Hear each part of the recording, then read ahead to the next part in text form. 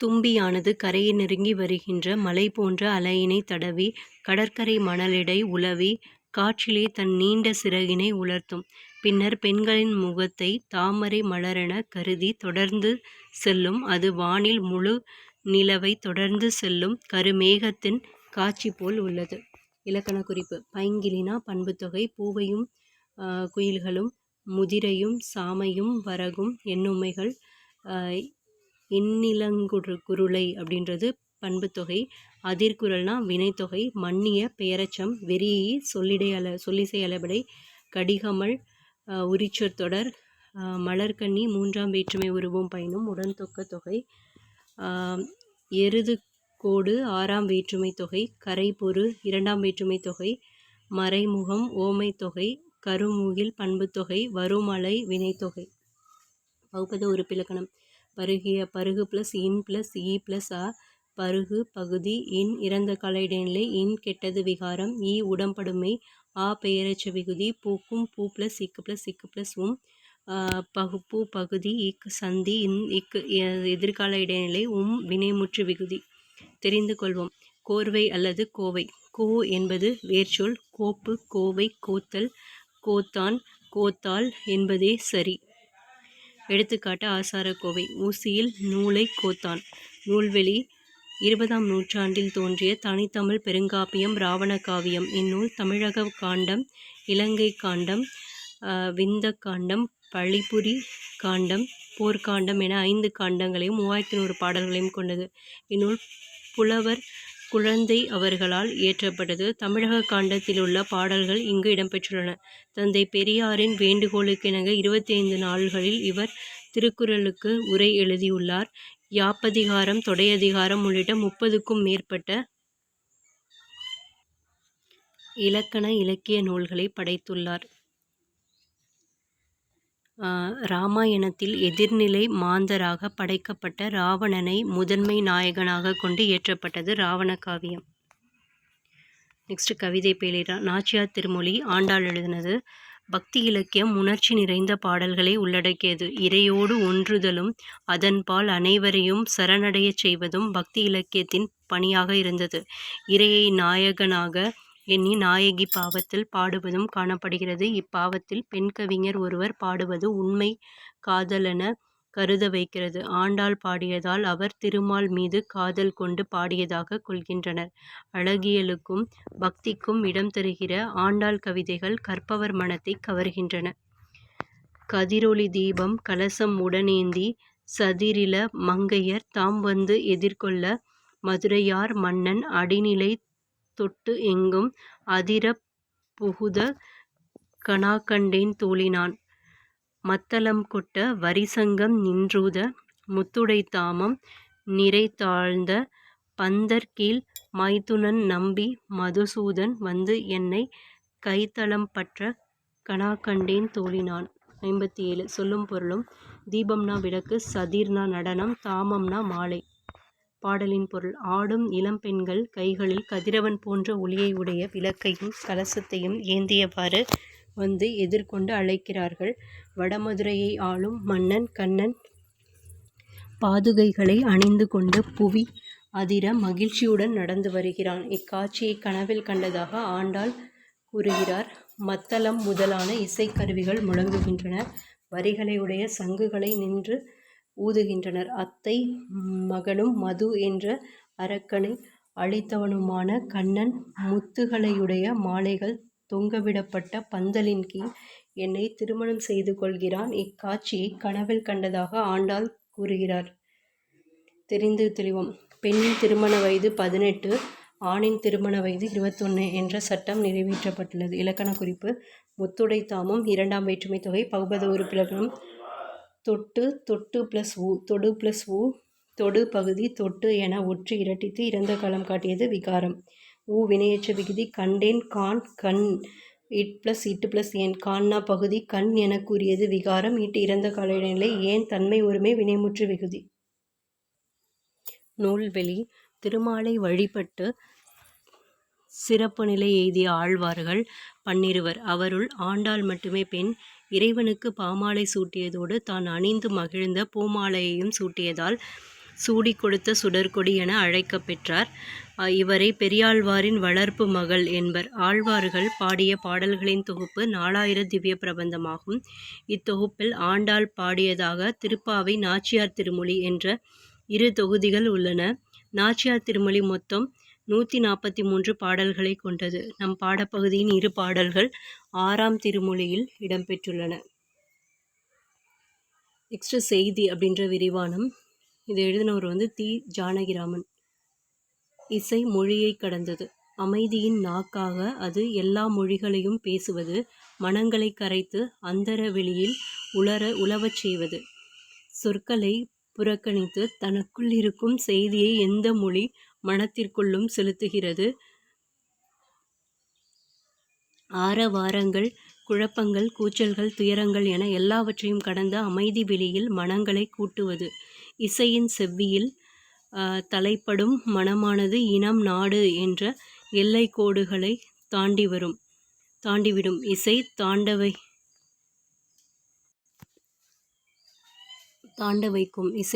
வைக்கும். நாகசுர வித்வான் ஒற்றை மாட்டு வண்டியிலிருந்து இறங்கி வக்கீல் வீட்டில் நுழைந்தார். மகன் தங்கவேலுவும் வாத்தியங்களை தூக்கிக் கொண்டு ஒத்துக்காரரும் பின்னால் வந்தார்கள். பெரிய ஹால். வாசலிலிருந்தே அவரை கையை பிடித்து அழைத்து போன வக்கீல் உள்ளே குழுமியிருந்த கோஷ்டியை ஒவ்வொருவராக அறிமுகப்படுத்தி வைத்தார். இவர்தான் பிலிப் போல்ஸ்கா, இந்த சங்கீத கோஷ்டியின் தலைவர். நிறைகுடம்னு சொன்னீங்களே, ஞாபகம் இருக்கா என்று வக்கீலை பார்த்தார். இருக்கு, சரியான வார்த்தை. கண்ணை பாருங்க, முகம் எவ்வளவு அழகா இருக்கு பார்த்தீங்களா? போல்ஸ்காவுக்கு பிறகு கூட வந்திருந்த 20-25 பேருக்கும் வக்கீல் வித்வானை அறிமுகப்படுத்தினார். மேலே ஏறி உட்கார்ந்து ஒத்துக்காரன் ஆரம்பித்ததும் ஓலையை சரி பண்ணி கொண்டார். தங்கவேலு மேடைக்கு பின்னால் உட்கார்ந்து கொண்டான். நாட்டையை கம்பீரமாக ஓர் ஆலபனம் செய்து கீர்த்தனத்தை தொடங்கினார். போல்ஸ்காவின் முகத்தில் புன்முறுவல் தவழ்ந்தது. விழி மேலே செருகியிருந்தது. அமிருத தாரையாக பெருக்கெடுத்த நாத பொழிவில் அவன் தன்னை இழந்து விட்டான் போல் தோன்றிற்று. நாதம் அவனுடைய ஆத்மாவை காணாத லோகங்களுக்கும் அனுபவங்களுக்கும் இழுத்துச் சென்றது போல் தோன்றிற்று. சளைத்துப் போய் ஆற்றோடு போகிறவனைப் போல் இஷ்டப்படி வெள்ளம் தன்னை அடித்து போகும்படி விட்டுவிட்டான் அவன். சட்டென்று நாதம் நின்றது. போல்ஸ்காவின் கண் இன்னும் அந்த அனுபவத்தில் திளைத்து கொண்டிருந்தது. மேலே செருகிய விழிகள் கீழே இறங்கி பார்க்க 1 நிமிஷம் ஆயிற்று. டையும் கால் சட்டையுமாக சப்பனம் கட்டி அமர்ந்திருந்த அந்த கூட்டம் அசையாது பார்த்து கொண்டிருந்தது. ஐயா, ஒரு சின்ன சோதனை வைக்கப் போறேன் என்றார் வித்வான் வக்கீலை பார்த்து. என்ன? பாருங்களேன். வக்கீல் ஒன்றும் புரியாமல் அவரை பார்த்தார். தசரிமா அப்படின்னு சொல்லிட்டு மா அப்படின்னு முடிச்சிருக்கார் என்று ஆரம்பித்தார். சாமா ராகம் என்று அடையாளம் கண்ட வக்கீல் வைத்த கண் எடுக்காமல் பார்த்தார். ராகம் கொஞ்சம் கொஞ்சமாக மலர்ந்து கொண்டிருந்தது. நடுநிசியில் தோட்டத்தில் மலர்ந்து மனத்தை பெருக்கும் அமைதியான மனத்தை வீசும் பவழ மல்லியின் நினைவு அவர் உள்ளத்தில் தோய்ந்தது. அவரது தலை அங்கும் இங்கும் விட்டு விட்டு வரும் அந்த மனத்திற்கு இசைவாக அசைந்து கொண்டிருந்தது. ராகம் வளர்ந்து கொண்டிருந்தது. யாரோ கையாட்டுகிற மாதிரி இருந்தது. திரும்ப பார்த்தார். வக்கீல் போல்ஸ்காதான். அவன் உடல் ராகத்தோடு இசைந்து அசைந்து கொண்டிருந்தது. 2 கைகளையும் எதையோ வாங்கிக் கொள்வது போல் நீட்டிக் கொண்டிருந்தான். முகத்தில் ஒரு புன்சிரிப்பு. சன்னதம் வந்தவன் மாதிரி அந்த முகம் நினைவிழந்து எங்கேயோ ஆகாசத்தை பார்த்து கொண்டிருந்தது. திடீரென்று உட்கார்ந்திருந்தவன் எழுந்துவிட்டான். கையை நீட்டியபடியே நின்று கொண்டு மெல்லிய காற்றில் அசையும் சம்பங்கி மரம் மாதிரி ஆடினான். ராகம் இன்னும் வளர்ந்தது. நின்று கொண்டிருந்தவன் அடியெடுத்து வைத்தான். கைகளை நீட்டி ஏந்தி கொண்டே அடியெடுத்து வைத்தான். நடந்து மேடை முன் வந்ததும் மெதுவாக முழந்தாளிட்டு உட்கார்ந்து கொண்டான். கையை மேடையோரத்தில் வைத்து முகத்தை புதைத்து கொண்டான். வக்கீலும் போல்ஸ்கா கோஷ்டியும் போல்ஸ்காவையே பார்த்து கொண்டிருந்தார்கள். போல்ஸ்கா எந்த உலகத்தில் அலைகிறானோ, எந்த வானில் திரிகிறானோ, அவன் தவத்தை களைத்து விடப் போகிறோமே என்று பயந்தாரோ என்னவோ. வித்வான் ராக பணத்தை கூட ஓரிடத்தில் நிறுத்தாமல் அப்படியே கீர்த்தனையை தொடங்கிவிட்டார். சாந்தமுலேகா குழந்தையை கொஞ்சுகிறது போல அந்த அடி கொஞ்சிற்று. சத்தியத்தைக் கண்டு இறைஞ்சுவது போல் கெஞ்சிற்று. போல்ஸ்காவின் மெய் சிலிர்த்தது. முதுகு ஒரு சொடுக்குடன் உலுக்கியதில் தெரிந்தது. கீர்த்தனம் முடிந்தது. வாத்தியம் நின்றது. மேடையில் கை வைத்து முகத்தை புதைத்து கொண்டிருந்த போல்ஸ்கா ஓர் எட்டி வித்வானின் கையை பிடித்தான். கொஞ்சுகிறார் போல ஒரு பார்வை. வேறு ஒன்றையும் வாசிக்காதீர்கள், என் உயிர் போய்விடும் போல் இருக்கிறது. வேறு வேண்டாம். சாந்தமுலேகாவையே திரும்பி வாசிக்கச் சொல்றார் என்று நிசப்தத்தை கலைக்க துணிவில்லாமல் மெதுவாகச் சொன்னார் வக்கீல். மீண்டும் அதே நாதம் பொழிந்தது. 5-6 தடவை திரும்பி கீர்த்தனத்தை வாசித்து முடித்தார். கடைசியில் நாதம் மௌனத்தில் போய் லயித்தது போல இசை நின்றது.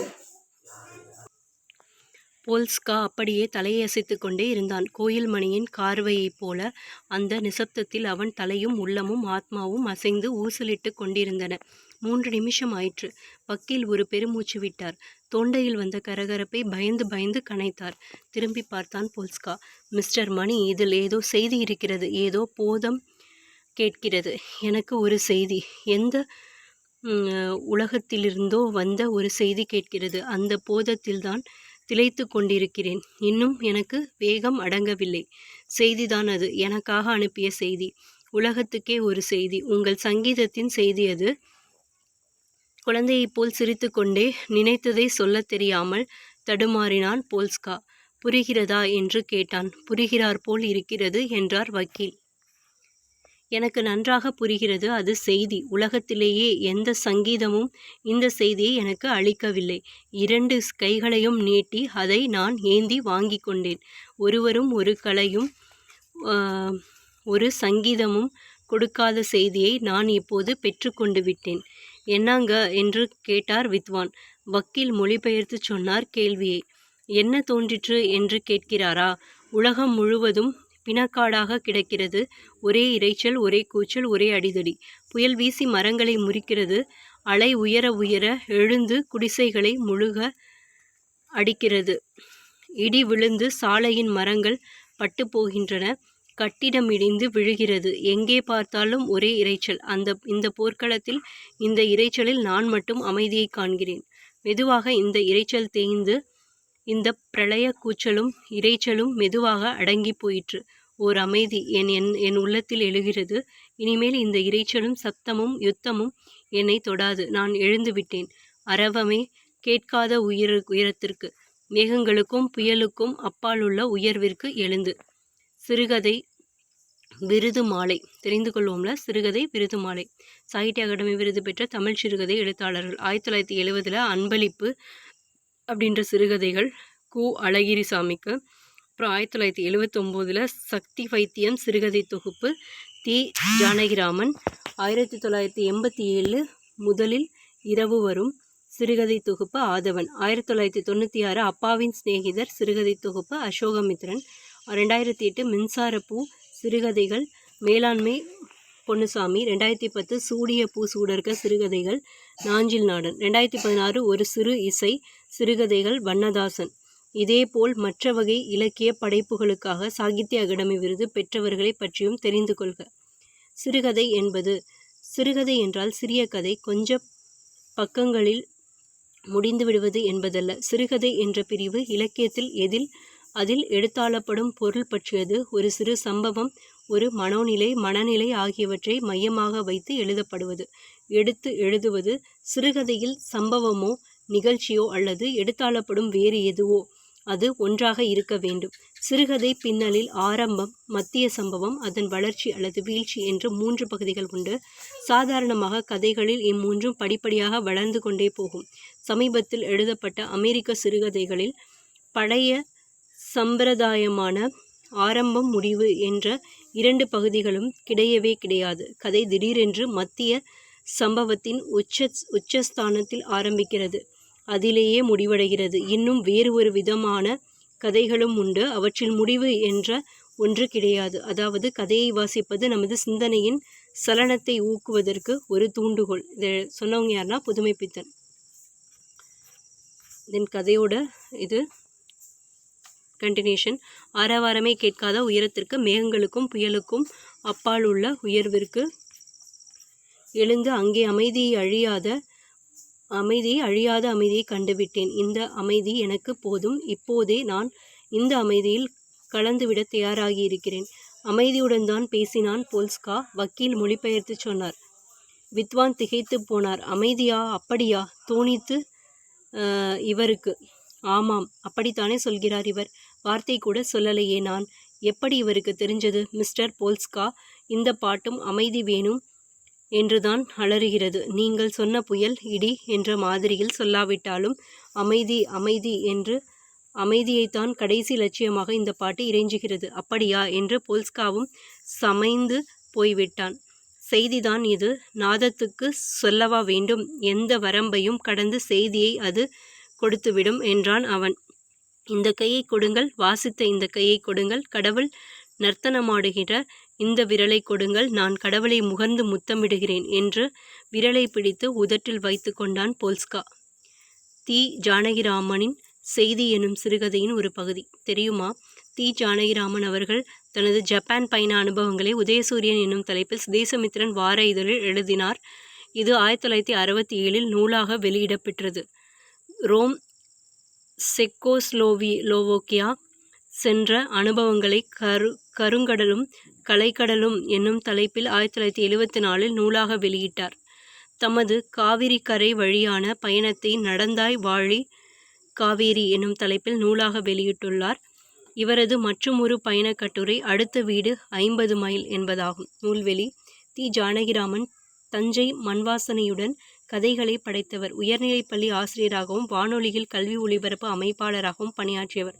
வடமொழி அறிவும் சிறந்த இசையறிவும் கொண்ட இவர்தம் கதைகள் மணிக்கொடி, கிராம ஊழியன், கணையாழி, கலைமகள், சுதேசமித்திரன், அனந்த விகடன், கல்கி போன்ற இதழ்களில் வெளிவந்தன. நாவல்களையும் நாடகங்களையும் இவர் படைத்துள்ளார். அவரவர் அனுபவிப்பதும் எழுத்தாக வடிப்பதும் அவரவர் முறை என்னும் கோட்பாட்டை கொண்டவர் இவர். தமிழ் கதையுலகம் நவீனமயமானதில் இவரது பங்களிப்பு குறிப்பிடத்தக்கது. செய்தி என்னும் சிறுகதை சிவப்பு ரிக்ஷா என்ற தொகுப்பில் இடம்பெற்றுள்ளது. மிகவும் உயர்ந்த இசை சிறந்த கலைஞனால் கையாளப்படும் போது சொற்களின் எல்லையை தாண்டி இசையின் மூலமாகவே பொருள் கொடுக்கிறது என்பதை இக்கதை உணர்த்துகிறது. தஞ்சாவூர் தமிழுக்கு அளித்த கொடை. உ. வே. சாமிநாதர், மௌனி, தி. ஜானகிராமன், தஞ்சை பிரகாஷ், தஞ்சை ராமையாதாஸ், தஞ்சாவூர் கவிராயர் ஆகியோர். தெரிந்து கொள்வோம். இந்திய இசையின் அழகான நுட்பங்களை தெளிவாக வாசித்து காட்டக்கூடிய இசைக்கருவிகளில் நாகசுரமும் ஒன்று. மங்களமான பல நிகழ்வுகளில் இக்கருவி இசைக்கப்படுகிறது. இந்த சிறப்பான கருவி 600 ஆண்டுகளுக்கு முன்புதான் தமிழகத்தில் வாசிக்கப்பட்டது. 13ஆம் நூற்றாண்டில் எழுதப்பட்ட சங்கீத ரத்னாகரம் என்னும் நூலில் இந்த கருவி கூறப்படவில்லை. 13ஆம் நூற்றாண்டு வரையிலுள்ள எந்த பதிவுகளிலும் இந்த கருவி பற்றி குறிப்பிடப்படவில்லை. தமிழக பழைமை வாய்ந்த கோவில் சிற்பங்களிலும் இந்த கருவி காணப்படவில்லை. ஆகவே இந்த கருவி 13ஆம் நூற்றாண்டிற்கு பின் ஏற்பட்டிருக்கலாம் என்று அறிய முடிகிறது. நாகசுரம் என்ற பெயரே சரியானது. நாகசுர கருவி ஆச்சா மரத்தில் செய்யப்படுகிறது. வெட்டப்பட்ட ஆச்சா மரத்துண்டுகளை நீண்ட நாட்கள் வைத்திருந்த பிறகே இக்கருவி உருவாக்கப்படுகிறது. எனவே பழைய வீடுகளிலிருந்து பிரிக்கப்பட்ட ஆச்சா மரக்கட்டைகளை கொண்டே நாகசுரம் செய்யப்படுகிறது. நாகசுரத்தின் மேல் பகுதியில் சீவாளி என்ற கருவி பொருத்தப்படுகிறது. சீவாளி நாணல் என்ற புல் வகையை கொண்டு செய்யப்படுகிறது. இதோட தான் இந்த லெசனில். நெக்ஸ்ட்டு கிராமர் தான் தனியாக உங்களுக்கு ரீடிங் வீடியோ போடுறேன். ஓகே, இதோட தான் புக் பேக் தனியாக வீடியோ போடுறேன். ஓகே, இந்த இயல் முடிஞ்சது. நெக்ஸ்ட் வீடியோவில் பார்க்கலாம். திருக்குறளும் தனியாக ஒரு வீடியோவில் இருக்கும். பாய்.